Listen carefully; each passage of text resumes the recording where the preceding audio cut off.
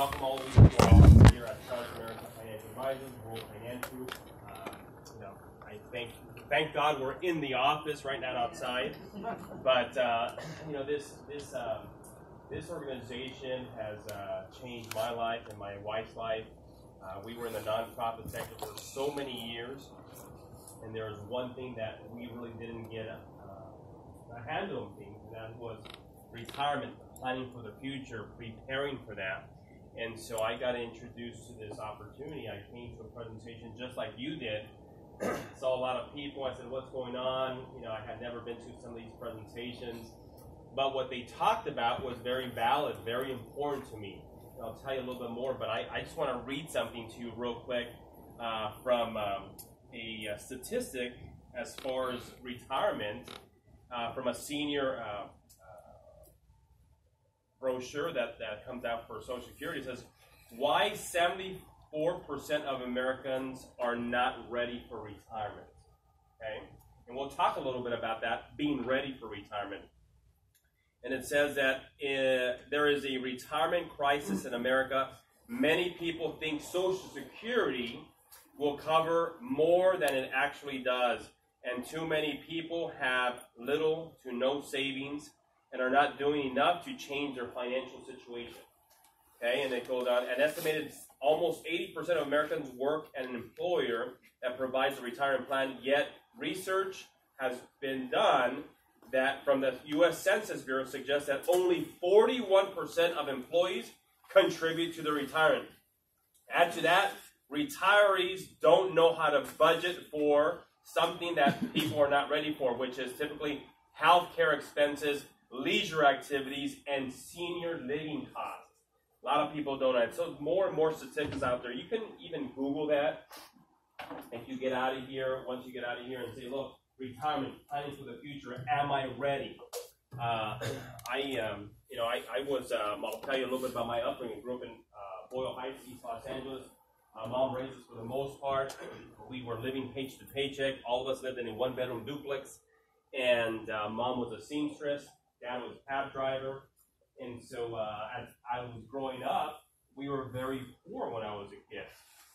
And so towards the end of my, when I was about to go into kindergarten, my mother said, look, I'm going to work a couple more jobs to get you into a private school, Catholic school. Thank God she did that because I ended up going to college, got my degree. My background was in education. I used to work with nonprofit, helping kids go to college, from middle school to high school and then to college. And so that was my career prior to this. I was a fourth grade teacher too. When I was working in the workforce, I got taught, obviously you get taught by your parents how you treat money, how you view money, how you spend money. And so obviously it was pretty a scarcity type of mentality where we're growing up. You make money, you pay the bills, the rent, the mortgage. Back then we didn't have a mortgage. It was, hey, food and let's pay the rent. And then a few other things that were taking place. And so I grew up very poor, like, okay, what's the next step? And so you get taught, you go to school, go to college, get a degree, and then work for a company all your life, and then you're done. Well, folks, times have changed. That does not exist anymore. At the end of the day, we have to prepare, plan for our older days, once we turn 60, 70, 80, and people are living into their 90s now. And I'll give you an example of what my situation right now. My mother, one of my biggest heroes in life, she's going to be 85 in January. 4-time cancer survivor, twice breast cancer, twice thyroid cancer. And so every weekend, I have to call my siblings and we have to coordinate who's going to take care of her, who's gonna watch over her. Are you paying the caregiver to come in and take care of her? So that's an expense that if you don't have something called long-term care or any proper preparations for the future, guess what? You're either going to have you get it taken to a home or maybe you just try to survive by yourself. And that's the reality of things. I've seen it with my father-in-law a few months ago that passed away. I saw it with my father that passed away about 4 years ago. When you're getting older into your 70s and 80s, a lot of people don't take into account to the health care stuff that happens to some. And so there's so many different things, and we teach all that stuff in this company, in this office here. But you're here to maybe learn about some finances, maybe about an opportunity. And so I'm going to talk to you a little bit about an opportunity that we have here. So how many people, raise your hand, if you ever thought of having your own business or an opportunity to make some more money on the side? Raise your hand if you're open to that. Some of you are, some of you are not, that's fine. When I came into this business, I said, look, I want to do something else. I'm working about 40, 50 hours a week at the nonprofit. I don't have enough money to pay my car bills. I'm always, when I get paid, the following week, the following 2 weeks, I get paid again, but I did not have any money from my first paycheck. And I'm like, how does that happen? And it's not just 1 or 2 months. It was happening year after year. There is no surplus at the end where I can say, look, part of the surplus, I'm going to save it on the side so that can be my nest egg for retirement. What happens, people save for a special circumstance, a special event in their life. Vacation, maybe a baptism, maybe a wedding, a birthday party. Because a birthday party, guess what? You have to get the carne asada guy, you have to get the jumper, you have to get the clown, the balloons, and that's about $2,000, the food, all that stuff. And so that doesn't really become a savings, it becomes a secondary checking account. You use it when you need it. And so throughout life, there's going to be circumstances that come up, and whatever you're saving, you're going to use that to pay that off. And sadly, nobody really starts saving for retirement. So I came in here to this organization and said, look, I'm open. I'm open to learn. I cannot leave my career though, but I can sacrifice some part-time time in the evenings and the weekends to learn something new. So I dedicated about 5 to 12 hours a week part-time. I learned a little bit of the system, got my certification with the state. I learned how to do it. I became better with my money, believe it or not, because you're surrounded by people that already know how to do it. So I started saving for retirement. I started getting out of credit card debt because most people have credit card debt and you start getting out of it. And a lot of times people say, I'm getting into credit card, not debt, but I'm using my credit card for my credit. That's a mistake people think. But really, if you talk to credit card consolidation experts, as long as you have it active and you have the availability of credit, that's all you need. You don't need to use it all the time because what happens, you say, you're going to rationalize and justify, well, that's why I have $5,000 in debt. No, you're not supposed to have and pay a bank 18 to 24% of it. So I came in here, and after a 1 year of training, learning the business, I was making some pretty good part-time income. So my income rose to about where I was in my full-time job, where I told my family, my wife, I said, look, I don't think I'm going to continue with my career. And keep in mind, I had a master's degree. And not that you have to have a master's degree with our company. All you have to have is a BH degree. Has anybody heard of a BH degree? It's called a barely high school degree. That's all you need. Barely high school. You sleep through high school, that's all you have. Because in business, all you need is the will to win, hard work, sacrifice, and if you have a pretty good system, you'll make it no matter what. I studied books and books on books and people that have been motivational speakers, and that's all it takes. Not quitting, find something that works, and just work it until it gets done, and you'll be successful. That's how it works. And so I left my career, and my family thought I was crazy. What are you doing, Jesse? You have 12 weeks paid leave, sick leave, bereavement leave. You go to Rite Aid, you pay $5 for medicine. You got a good co-payment. I'm like, yeah, I get that. But at the end of the day, I'm at a job. And a job, after 15 years, without disrespect for people that have a job here, but at the job, they're going to control you. They controlled me. And not controlling where they're going to put me in a cage and kind of just feed me bread and water all day. They control me by, hey, this is the time you're supposed to be in at your job. You're supposed to leave at this time. You have weekends off. You have about this much of time for lunch break, a coffee break, and we're going to pay you about $40,000, $50,000 a year. And that's it. We might give you a raise after so many years. And so they tell you what time to come in, They used to tell me what time to leave. They give me a pass, and they used to tell me, go visit your friends and family. You come back. And they used to give me another pass. And I'm like, okay, like, just like following everybody else. At the end, I said, look, I'm tired of this. I would like something called freedom of time. I would like to maybe go shopping on a Monday. Maybe just go work out at 10:30 in the morning on a Tuesday. Or maybe I would like to take Wednesday, Thursday, and Friday off, and that will be my weekends. I said, that's kind of just how life should be. Really, God did not make us to work for a corporate America for 50 hours a week. It's freedom of time. And so I left my career, believe it or not, and then I told my wife, come and join me in business. And so we've been not having a job. We do this full time. We have operations from here, from Phoenix, New York, New Jersey, Houston, and we control our schedule. We don't live paycheck to paycheck anymore. We paid off all our credit card debt, and it's just an amazing experience. We have 3 kids. We have a 10-year-old, a 9-year-old, and a 6-month-old. Can you believe that? So it's an amazing experience, but I love it. Because of this opportunity, it allowed me to do things that I wouldn't have done at a job. So let's talk to you about a business. Opportunities. There's opportunities right now. So let me tell you why this business, in my opinion, this opportunity is much better than a restaurant. It's much better than buying a franchise. It's much better than maybe retail. It's much better than doing taxes. It's much better than doing real estate. How do I know? I'll just prove it by numbers. Some of you might say, maybe, arguably not, but I'll prove it. Numbers don't lie, and I'll prove it why it's better. So there's a group of people. So first of all, when you start a business, would you agree that there should be a need, a demand?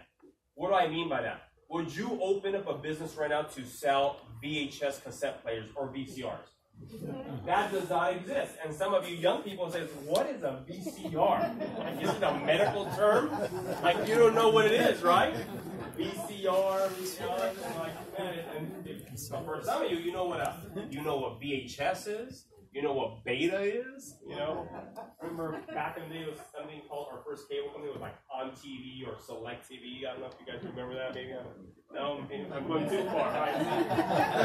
I remember that. So anyway, that was it. So there's a need with our company and our industry. There's a big need right now. What do I mean by that? After World War II, about 80 million people were born, and they're considered the baby boomers. About 25 million migrated to this country. So you're talking about 100 million people are considered baby boomers. Anybody have an idea of what is the U.S. population is right now in the U.S.? About 325, 330 million.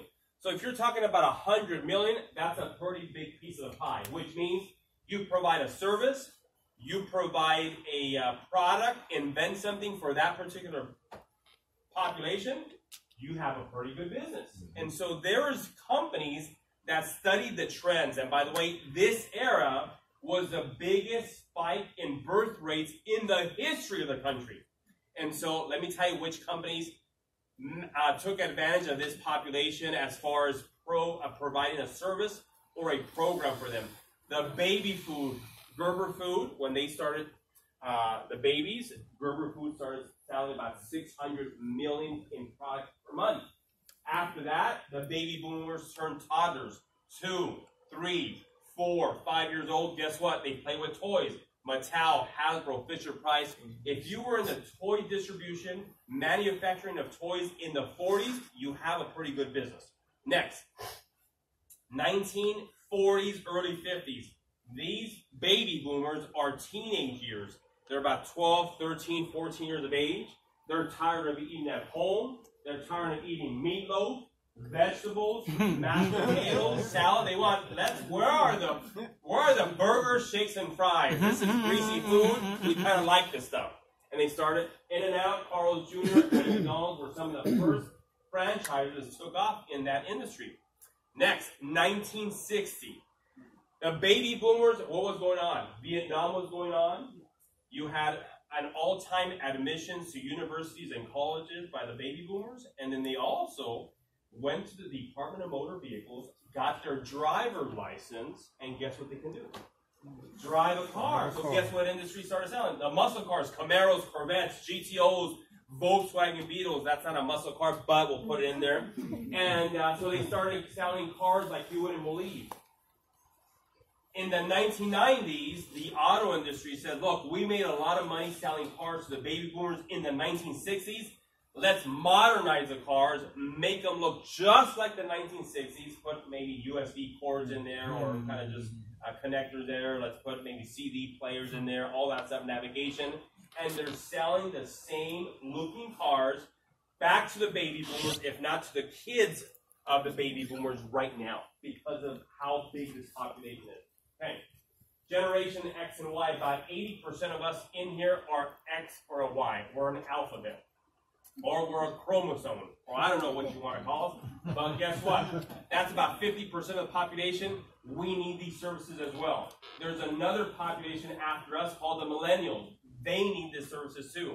And there's another one called the Z population. That's probably the last before the, I don't know, before we end. I don't know. But I don't know what goes after Z. If there's a Z minus, I don't know what they're going to do after that. So, we need these services. 1980s. Where were the baby boomers in the 1980s? Any idea? They were getting married. They're having kids. Guess what they need? A home. So if you're to be in the real estate industry, if you're to have a real estate license, you're probably making good money in the 1980s. Not now. Right now is a good time to sell. There's about, for each client, there's about approximately 500 agents wanting your business. Is it pretty saturated? Absolutely. I live down here the street in Downey. For every other home or every third home, there's a real estate agent trying to sell a home. It's saturated. Next. Right now, last couple years, this is where we come in. Last 2 or 3 years, every single day, there's about 10,000 people per day turning 65, 66 years of age. Now, for those people that heard this story, let the new people answer. So, how many people know people in their 60s or 70s right now? Okay? Just raise your hand. What are they always concerned about? What are their conversations like? What are they afraid of? Time. Yeah, time is one. Time. Anything else? What are they always worried about?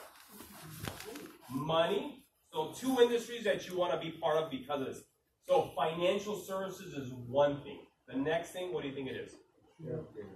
Healthcare. James? James. You want to be statistically, just because of the demand and where they are right now, healthcare industry and the financial services industry. Financial service, healthcare is, there's something called long-term care. There's, if you get sick, if you can dress, if you can dress by yourself, if you can't eat by yourself, you can go to the restroom. There is a program that will pay you money so you can pay your bills, your rent, and so forth. And there's a program there that can have a nurse come and take care of you during the last 5 years, 10 years when you're disabled. The second one is financial services. Let's say somebody retires at 65, 66. They say, man, I have about $100,000 in my 401k, which is not enough. They tell their honey, let's buy an RV and let's go out and travel the world. And they go to Texas, they go to Louisiana, they go to Disney World out there in Florida, they go down to the Keys, they come back, and they go to Arizona, the Grand Canyon, and they run out of gas. They run out of money. No more retirement. They have to get Uber back over here to Los Angeles. Now they have to go back to work at 67 years of age. Who in the heck hires a 67-year-old right now in corporate America? Name some names. Walmart. Starbucks. McDonald's. I'll go back to McDonald's, what they call them now.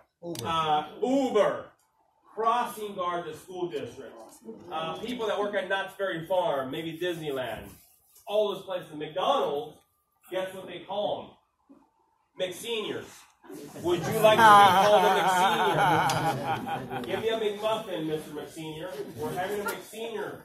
Hiring McSeniors for the next 3 months. I kid around, It's true. with that name.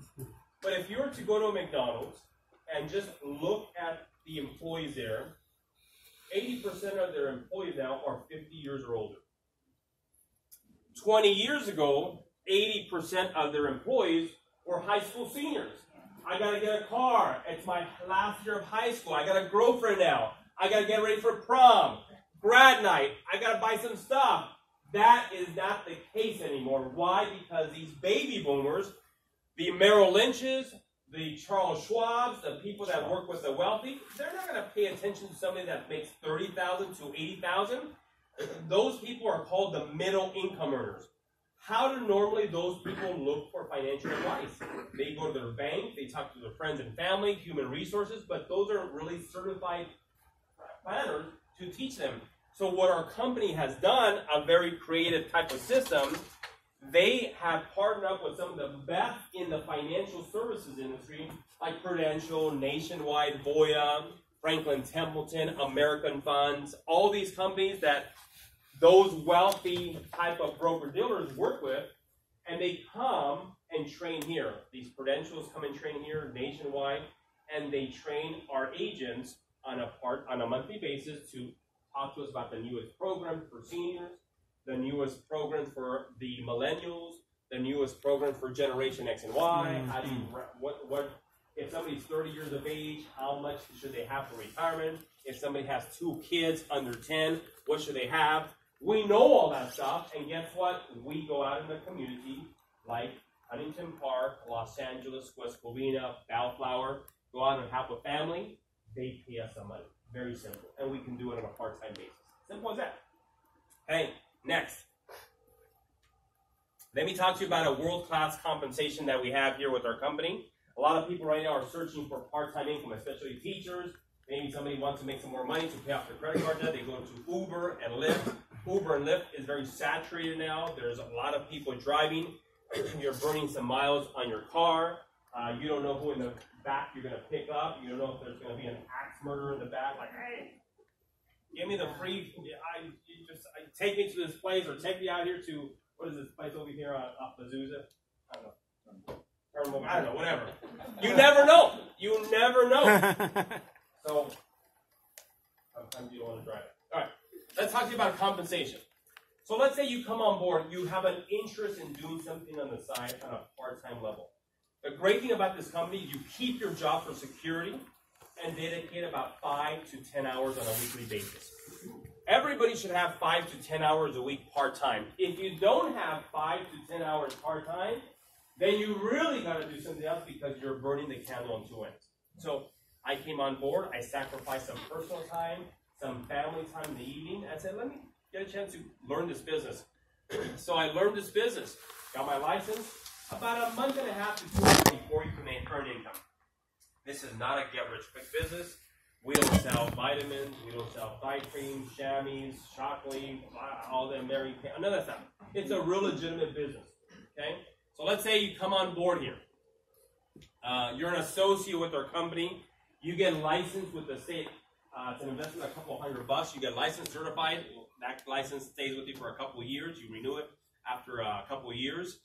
You're licensed. You get trained by somebody who works with you on all the programs, the product, and so forth.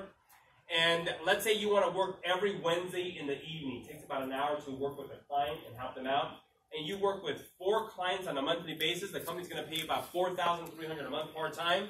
That's about $52,000 a year that they'll pay you on a part-time basis. What do you do with $4,300 a month? Pay your bills, get out of debt, start saving some money, maybe do your nails, your pedicure, manicure, I don't know, a little bit more. But you can have a little bit extra cash, okay? So this is one position. It's called an independent contractor. You want to just be an agent. The other position is a more lucrative position. It's a senior marketing director position. It takes about 5 to 8 months to reach that position. You have 5 agents that maybe you might know, friends or family members or co-workers or somebody that's entrepreneurial-minded that wants to make some extra income. You refer them to the company. They be part of your team. And let's say you have 5 agents, and those agents have 4 clients on a monthly basis. So you're talking about 20 families on a monthly basis. That's saving $50 a week.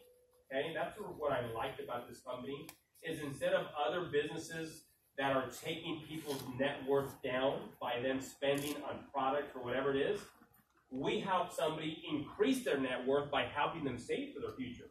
Very different. You're going to get paid about $25,000 a month, about $300,000 a year. $25,000 a month. What do you do with that income? Retire early. Maybe buy a triplex. You live in one. Vacation for the first time. Do your pedicure every hour of the day. I don't know.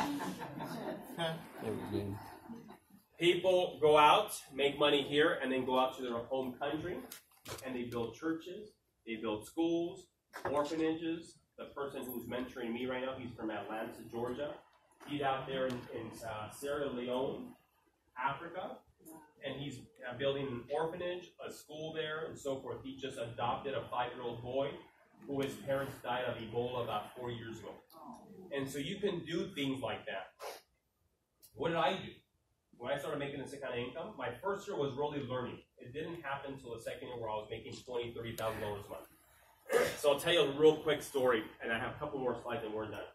So I'll tell you, my upbringing was very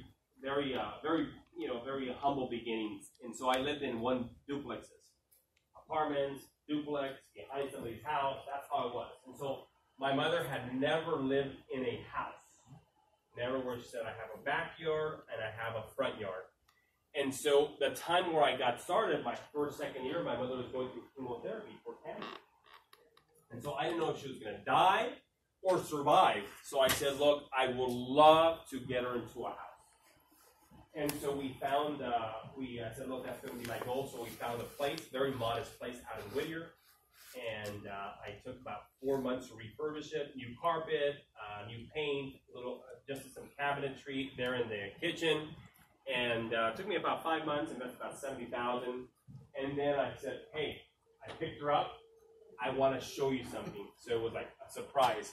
So we go up to the driveway, and she says, where are we going? She said, look, let's take a look. And I had the keys, opened the door, and said, look, this is where we're going to be living now. And so I'm kind of just getting emotional just by saying that again. The fresh carpet of, the smell of the fresh carpet kind of just lifted, the fresh paint. She went to the kitchen over to the left, and the kitchen was very small, kind of just, she's not like, oh my God, very humble. Just kind of just touching it. She went to the back to her bedroom, and it was the first time she ever had like a walk-in closet. It was the first time she ever had in her bedroom a restroom. And so she was kind of just really, you can tell she was kind of just like, is this real? Went to the backyard, and she saw grass, and she saw a big avocado tree. She kind of like, oh my God. She said, I'm going to plant some chilies, tomatoes, all that stuff here. And she did. And it was like just like a farmer's market. But the most exciting part of that tour, the first day, was when she came back inside, and she looked to the left, and she saw the washer and dryer hooked up. She said, oh my God. Finally, I get a washer and dryer in my home. I don't have to go to the public laundromat on a Saturday and a Sunday when I'm supposed to be resting from the week's work. And doing your laundry doesn't take 20 minutes. It takes about 3 to 4 hours. And so I kind of got emotional there. I'm like, I had no idea that's what you wanted all your life. And so that kind of just, that meant I'm so glad that somebody took the time to invite me, to share with me the opportunity, and I took advantage of it on a part-time level first, and then dedicated some full-time commitment to this business. So sky's the limit. Whatever your goal is in the next 2 or 3 years, you come on board on a part-time basis, you make some great income, a new car, a home for your family, a home for your mom, for yourself, pay off your credit card debt. Maybe you don't like your job right now, and you want to get rid of your job. You want to fire your boss. You can do that in a couple of years. I don't know. So aside from this, the company has amazing recognition. They give out trips to Hawaii, Europe, Cancun. My wife and I have been to Hawaii about 12 times. We've been to Europe, from Venice, Italy to Dubrovnik, Mona Visa, ended up in Acropolis. We've been to Canada. We've been to the Caribbean. Cancun, all these places, and the company paid for everything. I had never gone on vacation before. In fact, I had never had a passport into this company. My vacations when I was a kid, my parents would say, hey, mijo, son, let's get in the car. We're going to go to Tijuana. And we're going to get some medicine there, and we're going to check our teeth and get all kinds of stuff, and then we'll head back, get some tacos on the way out, and that's it. That's your vacation. You just see SeaWorld on the way out there and wave, because we don't have any money to go to SeaWorld. And then we used to go to Vegas. Obviously, that's our destination. Like, you know. And when did we go to Vegas? In March. Why do you think in March? Tax return, of course. $2,800, $2,000. We think it's, oh my God, the government gave us money. Oh no, you pay taxes and they're just returning some of it back. And so Vegas, and we used to gamble. They used to give me $20 because I was a minor. The arcade, and I was gone like 10 minutes, and then I had to watch other people play arcade, and that was like boring. And then we went to a buffet, and then, you know, obviously they didn't buy me a plate. It was like, hey, wait till the waitress is done, and start eating from my plate. That's how it is, you know. It's like, hey, move the plate to the side. Don't order them. That was my plate. And then, eat. All right, go. Take it away. Get a new plate. And then we used to go camping. And it wasn't Yosemite or Sequoia or Yellowstone. It was like a place in Palmdale, no trees, no grass, tumbleweeds flying like everywhere. I had to put like mattresses there so my tent wouldn't fly away. It was bad. Graffiti on the rocks, broken glass, like trying to sweep the camping ground before we actually put our tent there. It was bad, you know. And so this completely changed the view of life. I was going to probably be working at a job for 30, 40 years and probably try to retire with what I was left with. Let me just end it with this. One last slide and we're done. I'm going to give you watches and rings when you earn a certain income. All right, what are your options this morning? Option number one, you just want to learn more about money. Maybe you're living paycheck to paycheck. Maybe you have never sat down with a financial professional to help you, guide you through your life when it comes to finances. Because everybody's retirement and everybody's future when it comes to finances is like your fingerprint. Everybody's different. Some people have debt. Some people don't. Some people have income property, their own property. Some people just rent. Some people own their credit cards. Some people have student loans that they have to pay off. Some people are single. Some people are widowed.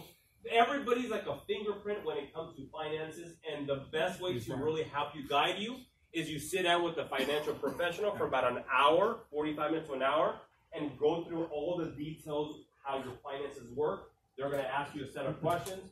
When do you plan on retirement, and how your lifestyle you want it to be, and then they'll do reverse engineering to where you are and what age you are. And so at that point, what they're going to do is they're going to say, you're supposed to get out of debt by this time. You're supposed to be saving by this time. And so by the time you turn 65, 66 years of age, you don't have to work one more day of your life. You're done. And so that's the plan. That's where you sit down with that. We will do that. By the way, this consultation is free. Other companies like Merrill Lynch, Charles Schwab, they charge you like an attorney. We do it for free. By the way, complimentary. By the way, there's no obligation to moving forward. But most people, we find out 90% of people, they need something and they need to implement something ASAP because they're getting older and they're not saving. Option number two, you want to try it out. It sounds pretty intriguing. You want to do something on the side. You keep your job for security and do it part-time. You get licensed, of course. You control your own schedule, by the way. You can do it 10 hours a week. Maybe you have more time to dedicate, 15 hours a week. Or maybe you just have 5 hours a week you can dedicate. You can do that. And so, by the way, because you're starting as an independent contractor, this is a business, there's positive tax benefits for doing it part-time. So in 2019, when you're ready to do your taxes, they're going to say, all your income was a W-2 or any income was a 1099 or independent contractor. If you have this, we get paid here on a 1099, so you can offset some of your taxable income, which is awesome, okay? And then lastly is business ownership. This is where you have supervisory overrides, renewals, trails. There's people that have made $200,000 to $300,000 in the next 3 years from when they start. There's people in our company that make over $500,000. There's some people with our company, obviously, that make over 7 figures. So the sky's the limit. Is it simple? Yes. Is it hard? Yes, too. It's going to take some time, dedication, and work. But I'll tell you one thing that I got out of it the first 6 months. I learned the financial game. I learned the products. I learned how to save. I became better with my budgeting. And that was, if after 6 months, I could have left, and I've learned what I needed to learn from here for my financial future. So guaranteed, you're going to get a world-class financial education for you and your family. With that, folks, let me pass. I'm going to have a couple ladies here pass some information out to you. We have some raffles too. We have some food out there. Please fill it out completely for the if you were invited by somebody, that's how they get credit. That's how you'll get some a ticket also for your food and a raffle ticket. And fill it out completely. Let me give me a sheet so I can help you fill.